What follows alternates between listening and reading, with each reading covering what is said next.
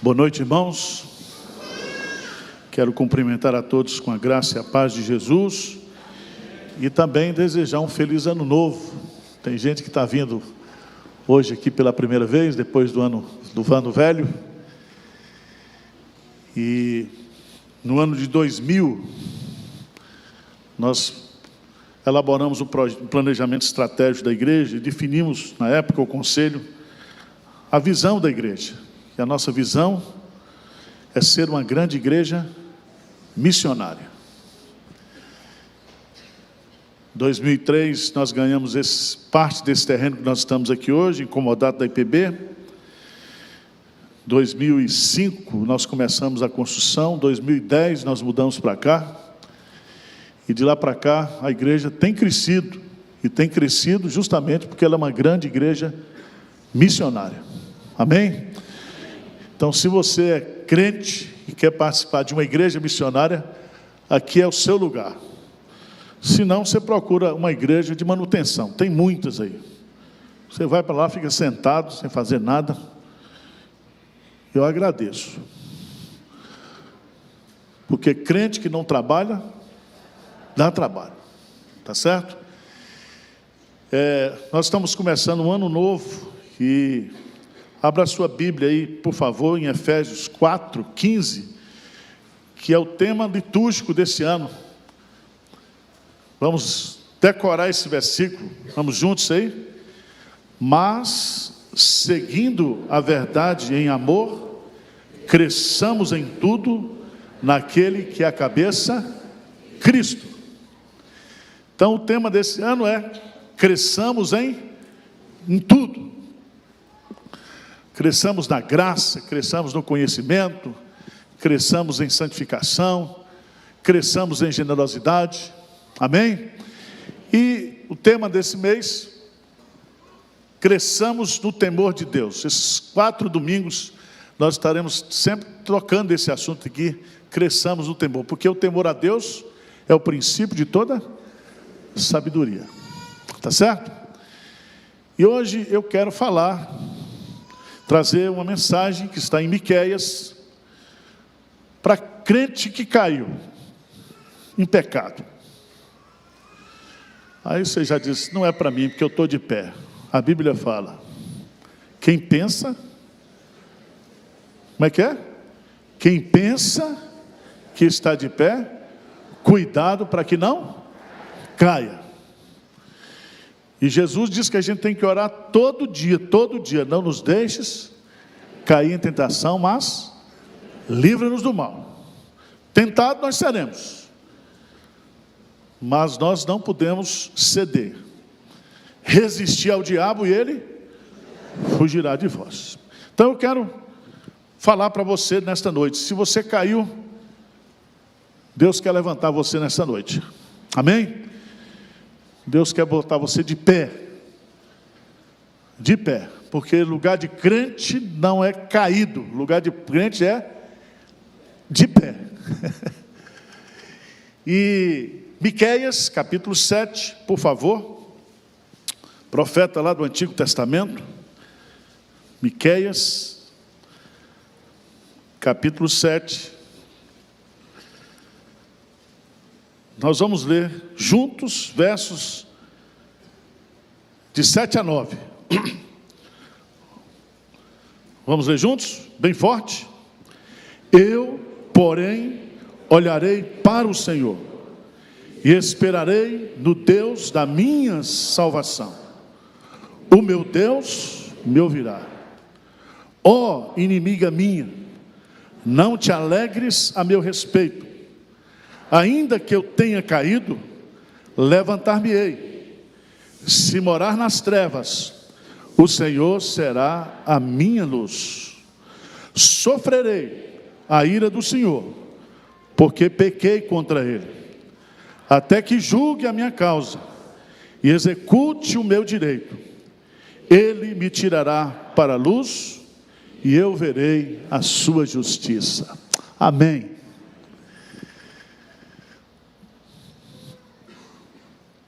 Miqueias, profeta que viveu no século 8º antes de Cristo. O seu nome é uma mensagem. Miqueias, ou Micaías no hebraico, é uma pergunta: quem é como Yahvé? Quem é como Jeová? E é tão interessante que nesse capítulo 7, no versículo 18, ele usa essa expressão: quem, ó Deus, é semelhante o quê? A ti. Em outras palavras, Miqueias significa que o nosso Deus, ele é inigualável, ele é incomparável, ele é único. Esse profeta, ele viveu e profetizou na época do rei Jotão, Acás e Ezequias. Ele foi contemporâneo do profeta Isaías, porque Isaías, ele profetizava no reino de Judá, no reino sul. Lá no reino de Israel, 2 profetas profetizavam, o profeta Amós e o profeta Oséias. Era um tempo difícil, era um tempo de grande corrupção, não somente na sociedade, mas também no ambiente religioso. E a mensagem do profeta Miqueias é uma mensagem muito simples. Ele diz assim: Deus julga o pecado do seu povo. Se você quiser, por favor, abra aí Miqueias capítulo 3, versículo 8. 3:8, grife esse versículo e coloca uma chave aí, porque esse versículo resume a mensagem desse profeta. Vamos ler juntos? Miqueias 3:8, o que é que diz? Eu, porém, estou cheio do poder do Espírito do Senhor, cheio de juízo e de força, para declarar a Jacó a sua transgressão e a Israel o seu pecado. Então veja que esse profeta, ele foi levantado por Deus para declarar o julgamento de Deus sobre o pecado do povo. Mas o nosso Deus é o Deus que julga o pecado, mas ele julga o pecado justamente para absolver o pecador, e principalmente no contexto da sua igreja, do seu povo, para levantar aqueles que caíram, aqueles que pecaram. Miqueias vai nos ensinar, através desse trecho que nós lemos, como eu e você, nós devemos tratar o pecado da nossa vida. Principalmente se você caiu em pecado.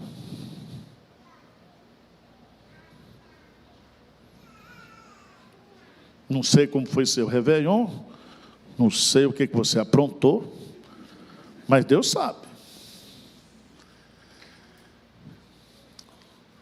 Há muito crente caído na igreja. Caído porque cedeu ao pecado.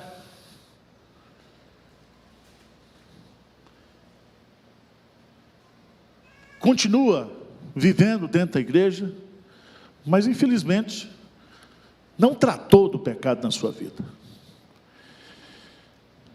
E Miqueias, ele traz uma mensagem de esperança para nós aqui nesta noite. Porque após a mensagem, nós vamos tomar ceia do Senhor.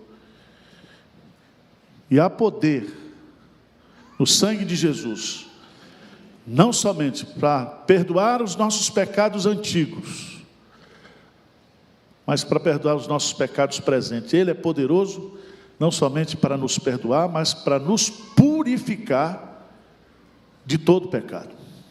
E levantar você nessa noite, colocar você de pé. Amém? Essa menina é pentecostal. Irmãos, 4 lições nós vamos aprender nesse texto de como Deus nos ajuda a levantar quando cairmos. Todos nós sabemos que há no nosso coração uma contaminação tão grande, a nossa natureza é corrupta, e que todos nós sabemos que aquilo que contamina o homem não é aquilo que entra pela sua boca, como diz Jesus, mas aquilo que procede do seu coração. E mesmo regenerados, mesmo convertidos, nós estamos expostos. E não há ninguém, nenhum crente, por mais crente que ele seja, por mais usado por Deus que ele é, que não possa cair em tentação.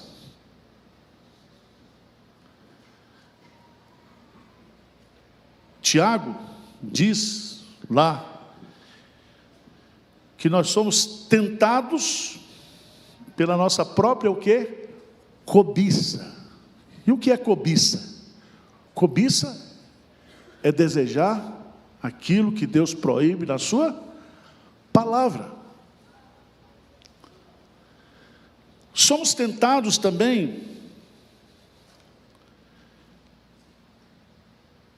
porque Deus nos coloca em situações de provação. E muitas vezes Deus está nos provando e o diabo entra para usar essa provação e transformá-la em tentação. Lá em Deuteronômio, capítulo 8, versos de 1 a 20, Deus diz para Israel que durante os 40 anos que o povo andou no deserto, o propósito de Deus era humilhar o povo, era provar o povo, era saber o que estava no coração, o quê? Do povo. Do povo. E todos nós conhecemos a história. Muitos que saíram do Egito não entraram em Canaã, morreram no deserto. Se você pegar o capítulo 7, versos de 1 a 6, Miqueias vai dizer que uma das coisas que pode nos levar a cair e a pecar é a influência do meio. Porque já existe uma inclinação no nosso coração, já existe uma luta, uma batalha espiritual dentro de nós, já existem forças espirituais colocando armadilhas no nosso caminho para a gente cair. Mas não somente isso, se você observar bem, veja o que diz Miqueias, de 1 a 6. Ai de mim, porque estou como quando são colhidas as frutas do verão, como os rasbiscos da vidima. Não há cacho de uvas para chupar, nem figo temporãos que a minha alma o quê? Deseja. Versículo 2, o que é que diz aí? Pereceu da terra o piedoso, e não há entre os homens um que seja reto. E aí ele vai denunciar que o pecado está presente em todas as esferas da sociedade. O pecado está no poder executivo, dos governantes. O poder está no legislativo, naqueles que fazem as leis. O pecado está presente no judiciário. Veja o texto, é bem claro sobre isso. O príncipe, os juízes. Mas o pior é que isso vem para as nossas relações pessoais. Ele vai colocar aí no versículo 5, não creiais no amigo, nem confieis no companheiro, guarda a porta de tua boca, aquele que reclina sobre o teu peito, porque o filho despreza o pai, a filha se levanta contra a mãe, e a nora contra a sogra. Os inimigos do homem são os da sua própria o quê? Casa. Estou acompanhando um caso de uma ex-nora que envenenou o sogro. Eu agora não como nada que minhas noras me dão.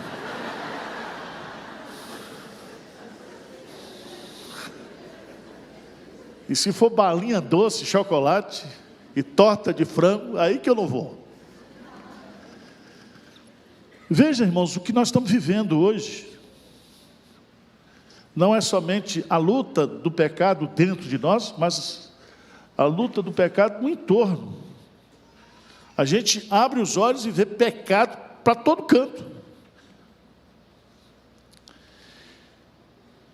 E aí, Miqueias sabe que nesse contexto há pessoas piedosas que caíram. E ele mesmo, que tem o ministério de denunciar o pecado do povo, ele mesmo corre o risco de cair.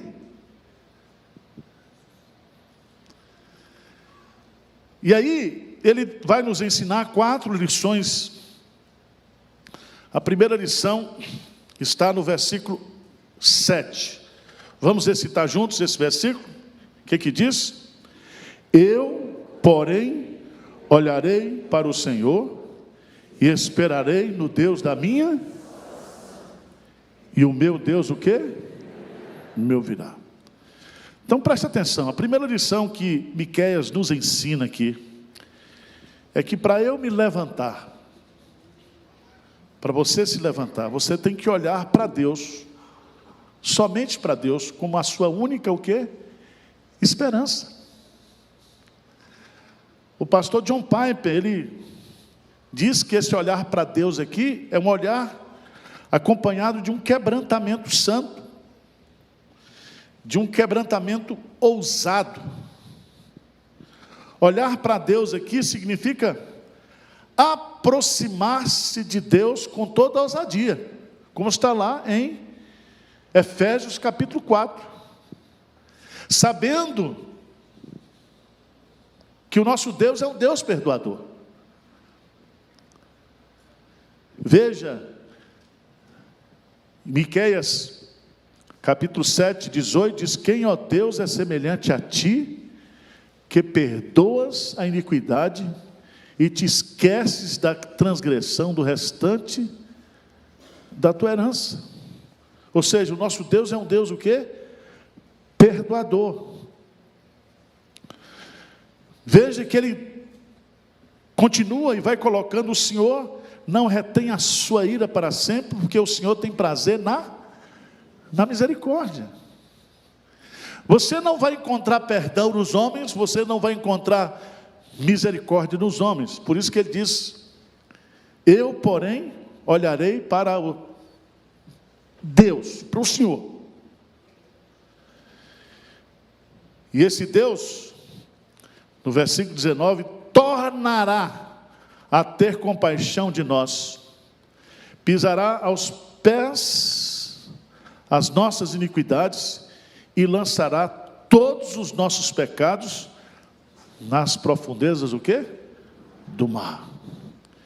E o Isbe, comentando esse texto, ele diz que Deus não somente joga, lança nas profundezas do mar e coloca uma placa: é proibido pescar. É proibido pescar. E aqui eu queria chamar a sua atenção para esse versículo, porque esse versículo vem acompanhado de uma adversativa, que ele diz: eu, porém. A coisa está difícil, a coisa está complicada. A corrupção, a iniquidade permeia tudo, mas eu, porém, olharei para o Senhor. E esse olhar aqui, meus amados irmãos, é depositar confiança.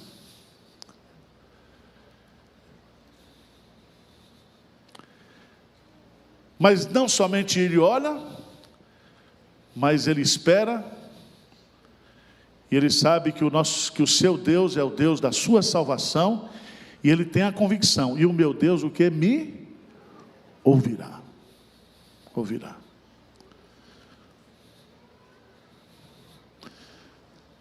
Ô Paulo, você lembra daquele corinho que a gente cantava na igreja antiga? Se confessarmos os nossos pecados, Ele é fiel e justo para nos perdoar os pecados e nos purificar de toda injustiça. Vem para cá, Paulo, toca aqui. Alguém vai cantar agora. Sermão musicado, vamos lá. O crente, irmãos, a vida do crente não é fácil, não. Porque ou ele está em provação, no meio da provação. Alguém já disse, às vezes ele está no meio da disciplina, está saindo da disciplina, para entrar de novo na disciplina. A vida do crente não é fácil. Agora veja, em Hebreus capítulo 12, versos de 5 a 11, diz: estais esquecidos da exortação que, como a filhos, discorre convosco. Filho meu, não menosprezes o quê? A correção que vem do Senhor. Nem desmaieis quando por ele és o quê? Reprovado. Quando o crente peca, vem a disciplina, ele é reprovado. E não adianta você ficar com mimimi e se vitimizar. Você tem que dizer como Davi: pequei contra ti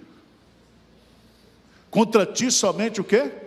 Pequei. Ele não diz assim: Senhor, a mulher era bonita demais, deixou a janela aberta para eu vê-la pelada. Ele não diz isso. Ele põe a culpa na mulher? Não, ele diz: eu pequei. O pecado é meu. E Deus então, quando um filho peca, quando um crente peca, ele põe a gente de castigo mesmo. Diz aí, porque o Senhor corrige a quem ama e açoita todo filho a quem o quê? Recebe. É para a disciplina que perseverais, pois que filho há que o pai não corrige? Aí no versículo 8, mas se estáis sem correção, de que todos se têm tornado participantes, logo sois bastardos e não filhos. Versículo 11, lê comigo bem forte, Hebreus 12, 11, o que diz? Toda disciplina com efeito no momento não parece ser motivo de alegria, mas de tristeza. Ao depois, entretanto, produz fruto pacífico aos que têm sido por ela exercitados. Fruto de justiça. Por isso, o que diz? Restabeleis as mãos descaídas e os joelhos trôpegos, fazei caminho reto para os pés, para que não se extravie o que é manco, antes seja o quê? Curado. Tem ovelha manca, tem ou não tem? Mas vai mancando mesmo, mancando, vai para o céu. De disciplina em disciplina, de provação em provação. E quando você está sendo disciplinado por Deus, você tem que se alegrar, porque se você não recebesse a disciplina de Deus, era uma comprovação de que você não é filho de Deus. Mas quando você sofre a disciplina do Senhor, isso é uma marca, é uma evidência de que você é amado por Deus. Amém? Ore para Deus com a sua única esperança. Reconheça o seu pecado contra Deus e aceite a sua disciplina. Terceiro, lembre-se que Deus não abandonará você quando você estiver caído. Amém?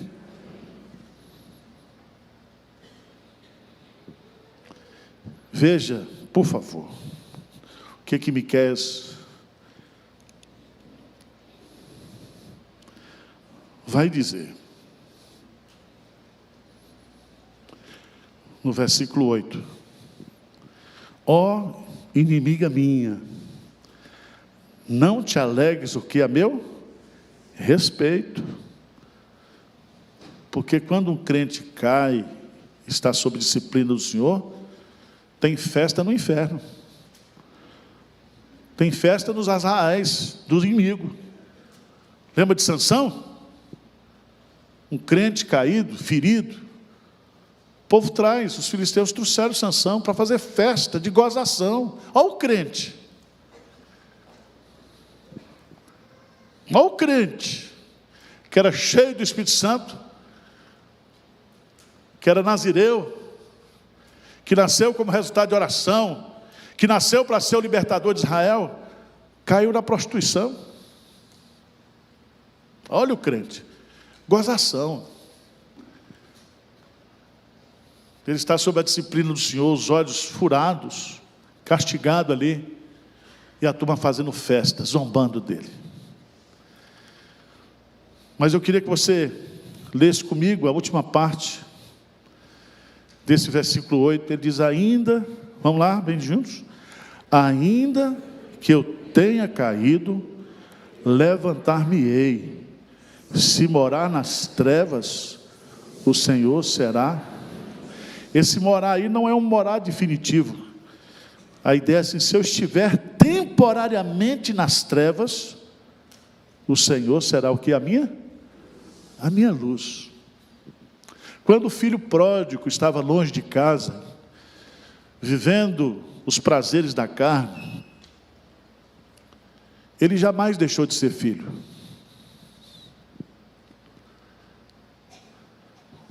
O amor do pai continuava inalterável a seu respeito. Porque às vezes a gente acha que quando a gente peca e cai, o amor de Deus esfria. Pelo contrário. Pelo contrário. O amor de Deus é eterno. O amor de Deus, ele é inalterável. Nada, nem ninguém poderá nos separar do amor de Deus que está o que? Em Cristo Jesus.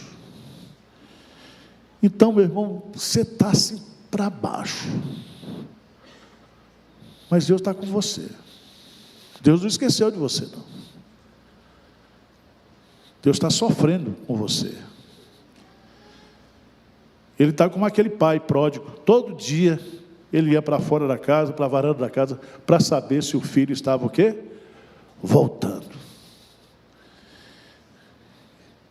E quem sabe hoje, 2024, primeiro domingo, primeiro culto das 19 horas, você volta para Deus. Deus vai levantar você nessa noite. Vai botar você de pé. Amém? Ore para Deus com a sua única esperança. Reconheça o seu pecado contra Deus e aceita a sua disciplina. Lembre-se que Deus não abandonará você quando você estiver caído. Se você morar nas trevas, o Senhor será a minha luz. O maior prazer dos nossos inimigos é nos derrubar, é nos ver caído.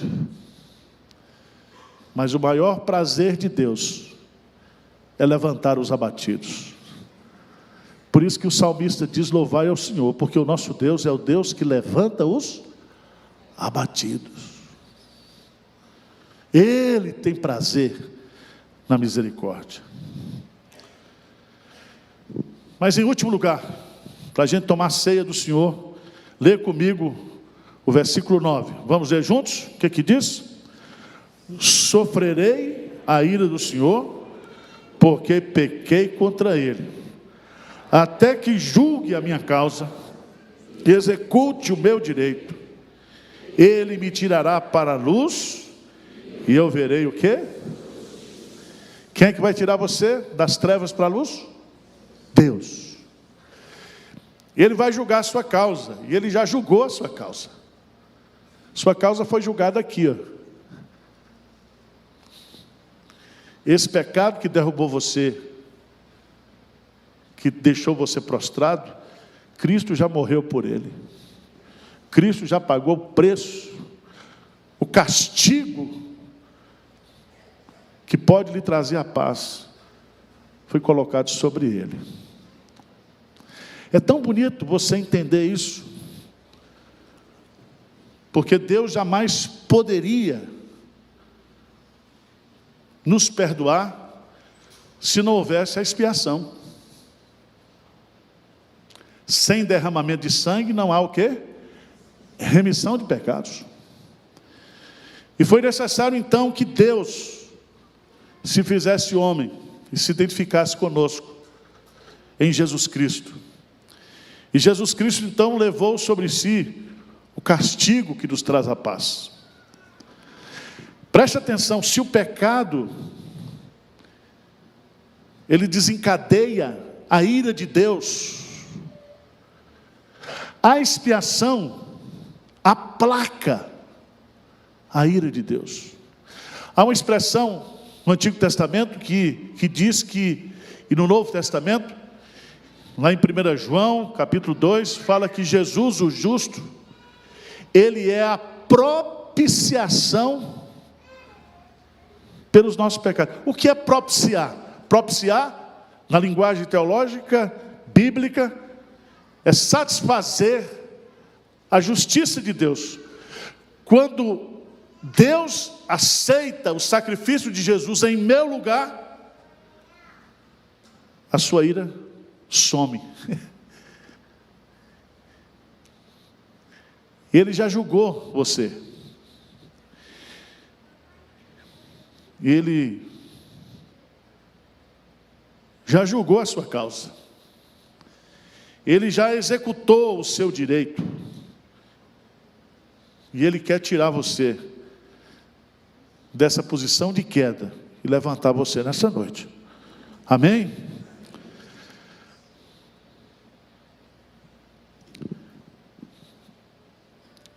Tem um texto lá, o profeta Sofonias. Às vezes eu me perco. Onde é que está Sofonias, meu Deus? Jonas, Miqueias, Naum, Abacuque. Calma aí que eu chego lá. Sofonias.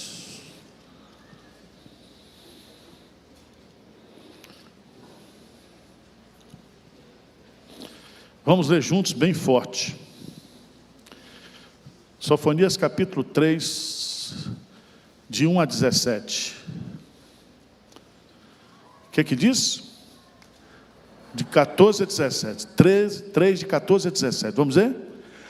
Canta, ó filha, rejubila, ó Israel. Regozija-te de todo o coração. Exulta, ó filha de Jerusalém. O Senhor afastou as sentenças que eram contra ti e lançou fora o teu inimigo. O rei de Israel, o Senhor, está no meio de ti. Tu já não verás mal algum. Naquele dia se dirá a Jerusalém: não temas, ó Sião, não se afrouxem os teus braços. O Senhor teu Deus está no meio de ti, poderoso para salvar-te. Ele se deleitará em ti com alegria, renovar-te-á o seu amor, regozijar-se-á em ti com júbilos. Bem forte o versículo 18. Vamos lá? Os que estão entristecidos por se acharem afastados das festas solenes, eu os congregarei, esses que são de ti, e sobre os quais pesam o quê? O opróbrio. Louvado seja Deus. Hoje é dia de reconciliação. Hoje é dia de pedir perdão a Deus, se quebrantar diante dele. Amém?